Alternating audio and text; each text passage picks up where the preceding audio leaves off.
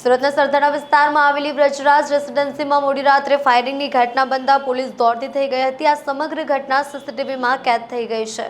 સુરતના Sarthana police station નજીક આવેલી બ્રજરાજ રેસિડેન્સીમાં ફાયરિંગનો બનાવ સામે આવ્યો છે। ગત રાત્રે બિલ્ડર ગુસાભાઈ બુહા ફોર્ચ્યુન કાર સાથે સોસાયટીમાં ઘૂસી આવ્યો હતો। અહીં બેઠેલા બાળકો સહિતના લોકો સાથે વાતચીત કર્યા બાદ કારની અંદર જ બેઠા હવામાં એક રાઉન્ડ ફાયરિંગ કર્યું હતું,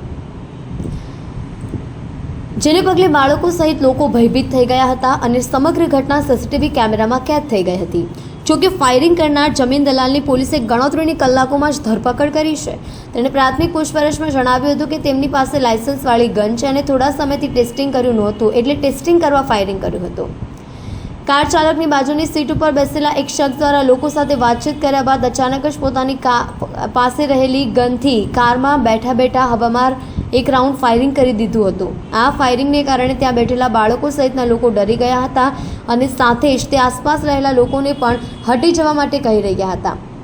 આ સમગ્ર ઘટના સોસાયટીમાં લાગેલા સીસીટીવી કેમેરામાં કેદ થઈ જવા પામી હતી।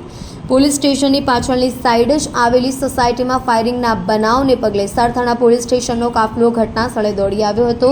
પોલીસ દ્વારા સીસીટીવીને આધારે કારના નંબર સહિતની અનેક ફાયરિંગ કરનારની શોધખોળ કરી હતી। જો કે ગણતરીની કલાકોમાં જ પોલીસે ફાયરિંગ કરનાર બિલ્ડરની ધરપકડ કરી લીધી છે અને ફોર્ચ્યુન કાર પણ કબજે કરી લીધી છે।